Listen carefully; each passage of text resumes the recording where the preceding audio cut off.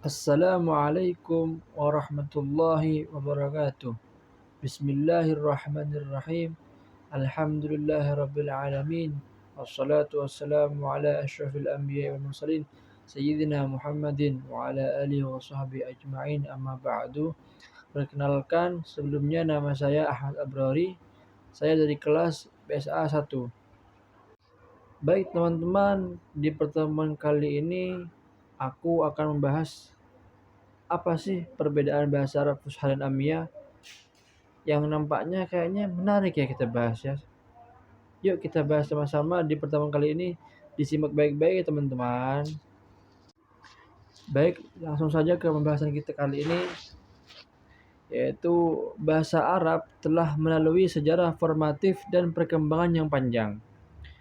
Masyarakat Arab pra-Islam terdiri dari beberapa kabilah dan memiliki sejumlah ragam dialek yang berbeda-beda, atau al-lahaja al-arabiyyah al-qadimah yang berbeda-beda. Akibatnya, perbedaan dan kondisi-kondisi khusus yang ada di masing-masing wilayah, berbagai dialek itu secara umum dapat dikelompokkan menjadi dua, yaitu al-arabiyyah al-baqiyah, bahasa Arab yang masih lestari. Yang kedua, al-arabiyyah al-ba'idah, yang mencakup dialek-dialek bahasa Arab bagian utara Jazirah Arab dan sebagian dialek selatan. Sedangkan al-arabiyyah al-baqiyah adalah dialek yang dipergunakan untuk dalam qasidah atau bahasa puisi zaman jahiliyah atau pra-Islam. Bahasa yang dipergunakan di dalam Al-Quran dan bahasa Arab yang dikenal sampai hari ini. Al-arabiyyah al-ba'idah dikenal dengan sebutan arabiyyah an-nuqu atau bahasa Arab prasasti, karena ragam bahasa ini tidak pernah sampai kepada kita kecuali melalui prasasti-prasasti yang belakangan ditemukan secara luas, dari Damaskus sampai wilayah Al-Ula di bagian utara Hijaz. Beberapa dialek yang tergolong al-arabiyyah al-ba'idah ini misalnya adalah dialek al-athamdiyah, al-safawiyah, dan al-ihyaniyah. Al-arabiyyah al-baqiyah adalah dialek yang selanjutnya disebut dengan al-arabiyyah, bahasa Arab seperti yang dikenal dipergunakan dalam berbagai suasana formal hingga hari ini di berbagai belahan negara Arab. Dialek ini merupakan gabungan dari berbagai dialek yang berbeda. Sebagian yang dominan berasal dari bagian utara Jazirah Arab dan sebagian yang lain dari daerah selatan. Ragam bahasa inilah yang sekarang digunakan dalam berbagai tulisan bahasa Arab, pidato-pidato, siaran-siaran, dan jurnalisme.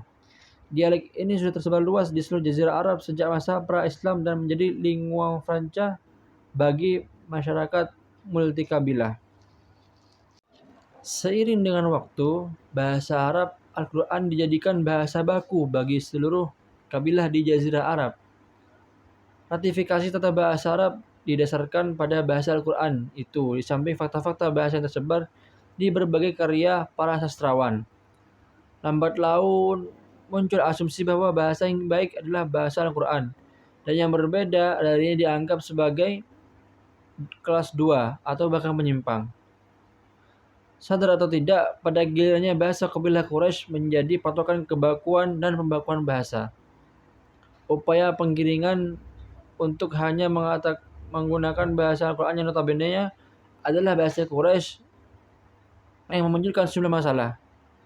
Masyarakat yang berasal dari kabilah selain Quraisy tidak seluruhnya memiliki kesiapan dan kemampuan menggunakan bahasa Al-Quran secara baik dan benar. Akibatnya, terjadi sejumlah kesalahan dan fenomena penyimpangan bahasa ketika masyarakat mulai menggunakan bahasa Arab Fusha. Praktik kesalahan dan penyimpangan berbahasa itu disebut lahan. Istilah lahan ini dikenakan awalnya pada kesalahan dan ketidaktaatan pada i'rab, yaitu perubahan bunyi akhir kata karena perubahan kedudukannya dalam kalimat. Benih-benih lahan mulai muncul sejak zaman Nabi Muhammad SAW, berupa perbedaan luknah atau logat cara bicara di kalangan sahabat, misalnya Bilal yang berbicara dengan logat Persia, dan seterusnya. Istilah lahan itu baru muncul setelah kedatangan Islam dan setelah bangsa Quraisy yang digunakan Al-Quran menjadi bahasa baku. Nabi Muhammad diceritakan pernah memberikan peringatan keras terhadap orang yang melakukan lahan, yang diduga sebagai praktik lahan pertama. Namun, demikian berbagai upaya untuk memelihara kemurnian bahasa itu tak kuasa membendung semakin meluasnya praktik lahan di dalam masyarakat. Interaksi dengan bangsa-bangsa ajam atau non-Arab telah menyebabkan banyak digunakannya kosakata asing atau ad-dakhil dalam bahasa Arab yang pada gilirannya berpengaruh pada penggunaan bahasa masyarakat terutama yang tinggal di perkotaan. Seiring dengan perkembangan zaman di tengah masyarakat, muncul sebuah ragam bahasa Arab yang disebut bahasa Arab Ammiyah, di samping bahasa Fusha yang telah mereka waris sejak zaman pra-Islam. Yang kedua pasti teman-teman tidak asing, karena bahasa Arab kan dibagi menjadi dua. Ada bahasa Arab Fusha dan Ammiyah. Pasti teman-teman tidak asing dengan bahasa Arab Ammiyah. Apa itu bahasa Arab Ammiyah? Bahasa Arab Ammiyah adalah bahasa keseharian orang Arab yang hanya bisa dipahami oleh orang Arab sendiri. Bahasa Ammiyah muncul ketika berkembangnya bahasa Arab Ammiyah itu muncul ketika bahasa Arab berkembang ke Jazirah Arab. Dalam perkembangannya, masyarakat Arab mulai berinteraksi dengan masyarakat bangsa lain. Dalam interaksi tersebut, bahasa satu dan bahasa lain saling mempengaruhi. Dengan adanya interaksi tersebut, penggunaan bahasa Arab mulai bercampur dengan bahasa lain. Akibatnya, masyarakat Arab kerap kali melakukan kesalahan dalam menggunakan bahasa Arab. Hal ini terjadi karena bahasa Arab sudah bercampur dengan bahasa asing. Hingga muncullah ragam bahasa. Ragam bahasa ini banyak ditemukan di pasar-pasar dan disebut bahasa pasaran atau bahasa Ammiyah. Seperti yang kita ketahui, bahasa Arab Ammiyah pun menjadi media yang mudah dimengerti berbagai pihak karena tidak terikat oleh aturan-aturan. Meski bahasa Ammiyah biasa digunakan oleh orang-orang Arab dalam kesehariannya, kedudukan bahasa Ammiyah ini tidak bisa sejajar dengan bahasa Fusha. Bahasa Fusha bahkan menjadi bahasanya orang-orang yang berpendidikan di negara Arab. Hal ini sejalan dengan yang diungkapkan oleh Ibu Dewi Hamidah, salah satu dosen bahasa Arab di salah satu universitas di Indonesia, bahwa bahasa Arab Fusha bahwasannya orang asing yang menggunakan bahasa Arab Fusha akan dihormati oleh orang-orang Arab asli. Oleh karenanya, pembelajaran bahasa Arab di berbagai negara termasuk Indonesia mengajarkan bahasa Arab dengan bahasa Fusha. Hal ini bertujuan untuk membiasakan para pembelajarnya menggunakan bahasa Fusha dalam pembelajaran bahasa tersebut. Bahasa Ammiyah pun jarang sekali dipelajari oleh pembelajar bahasa Arab. Kalau mereka mempelajari hanya sebatas pengetahuan saja. Berbicara tentang bahasa Arab Ammiyah, mari kita bahas sedikit secara singkat munculnya bahasa Arab Ammiyah. Sejak agama Islam datang, persepsi masyarakat mengenai ragam bahasa Arab mulai mengalami pergeseran. Jika sebelumnya mereka menganggap bahasa Arab Al-Quran itu bahasa lokal sebagai setara berikutnya, penghargaan dan perhatian lebih ditujukan kepada bahasa yang digunakan Al-Quran sebagai bahasa agama. Bahasa Arab Al-Quran dianggap lebih pantas untuk digunakan di samping keunggulan objektif yang dimiliki. Sejak saat itu, tampak antusiasme yang besar dari masyarakat untuk mendalami dan mengkaji bahasa Al-Quran. Bahasa bersama yang dinisbahkan kepada suku Quraisy itu. Seiring waktu, bahasa Arab Al-Quran dijadikan bahasa baku bagi seluruh kabilah di Jazirah Arab. Lambat laun muncul asumsi bahwa bahasa yang baik adalah bahasa Al-Quran. Bahasa selain Al-Quran dianggap sebagai kelas 2 atau bahkan menyimpang. Praktik kesalahan dan penyimpangan berbahasa disebut praktik kesalahan dan penyimpangan itulah yang disebut lahan tadi. Kefasihan berbahasa itu terus terpelihara hingga meluasnya ekspansi Islam keluar jazirah dan masyarakat Arab mulai berinteraksi dengan masyarakat bangsa lain. Dalam proses interaksi, dan berbagai interaksi sosial lainnya itu terjadi kesaling pengaruhan antar bahasa. Masyarakat Ajam belajar bahasa Arab dan masyarakat Arab mulai mengenal bahasa mereka. Intensitas atau interaksi tersebut lambat laun mulai berimbas pada penggunaan bahasa Arab yang mulai bercampur dengan beberapa kosakata asing, baik dengan atau tanpa proses pengarapan atau ta'rif. Pertukaran pengetahuan antar mereka juga berpengaruh pada pertambahan khazanah bahasa Arab, khususnya menyangkut hal-hal yang sebelumnya tidak diketahui masyarakat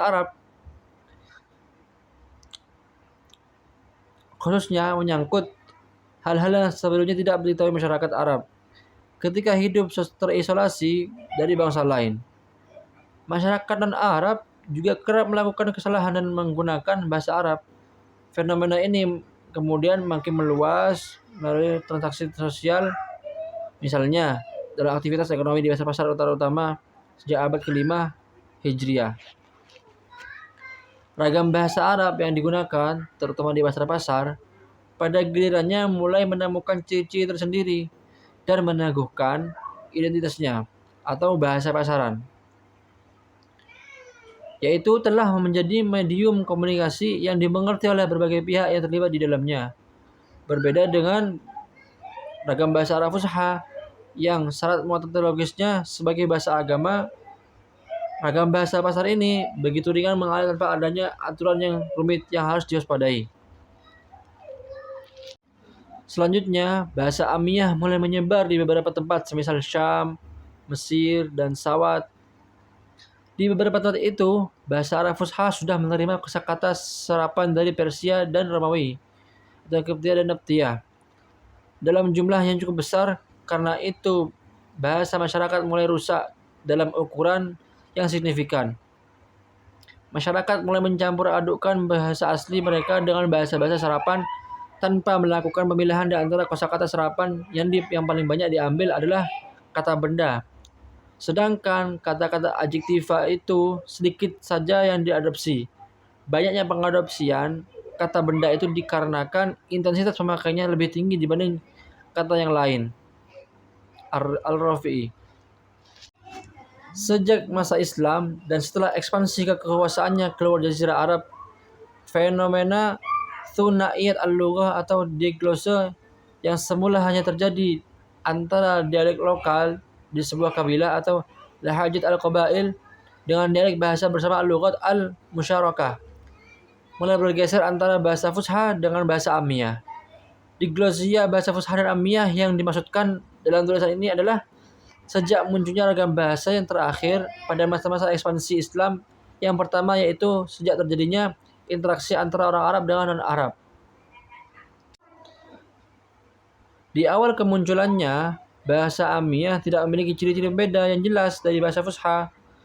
Tapi setelah beberapa waktu, ragam bahasa ini mulai menampakkan ciri-cirinya dalam hal bunyi, pola, susunan kalimat, sintaksis, dan cara pengungkapan dan materi bahasanya secara umum. Mengenai hal itu, dijelaskan oleh Al-Jahiz ketika membahas bahasa masyarakat peranakan Arab. Baik, berikutnya yakni ajakan untuk meninggalkan bahasa Fusha dan menggantinya dengan bahasa Amiyah memperoleh perlawanan yang tak kalah sengit dari kalangan yang ingin menjaga kelestarian bahasa Fusha. Perlawanan itu dilakukan bukan semata-mata untuk menjaga warisan kebudayaan Arab, tetapi juga untuk kepentingan agama dengan memelihara Al-Quran dan Hadis sebagai rujukan utama ulama Islam yang menggunakan bahasa Fusha. Baik, jadi berdasarkan penjelasan di atas, dapat disimpulkan sebagai berikut. Di zaman jahiliyah atau pra-Islam, masyarakat bermacam-macam dialek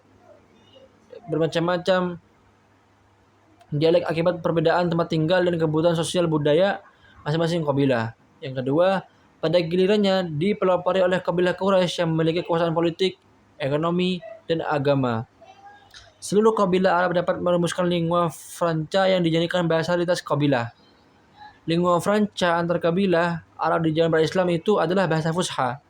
Meskipun demikian, dialek-dialek kabilah masih diakui keberadaannya dan tidak disebut sebagai lahan atau penyimpangan bahasa. Yang keempat, Setelah datangnya Islam, masyarakat Arab lebih suka menggunakan bahasa fusha yang digunakan oleh Al-Quran dan hadis Nabi dalam rangka makin memperkokoh persatuan antara mereka. Yang kelima, sejak zaman Nabi Muhammad dan para sahabat Khulafaur Rasyidin sudah ditemui fenomena lahan atau penyimpangan berbahasa dalam bentuknya yang paling sederhana, yaitu kesalahan dalam i'rab. Baik teman-teman, itulah sekilas daripada pembahasan kita tentang perbedaan bahasa Arab Fusha dan Amiyah. Jadi telah kita ketahui bersama teman-temannya dari kesimpulan perbedaan bahasa Fusha dan Amiyah tersebut sudah kita jelaskan ya. Baik teman-teman, terima kasih atas perhatiannya dalam cuplikan kali ini. Saya sangat menyampaikan banyak terima kasih atas perhatian teman-teman. Kalau ada salah kata, hilaf, mohon dimaafkan ya teman-teman. Baik, saya pamit undur diri. Wassalamualaikum warahmatullahi wabarakatuh.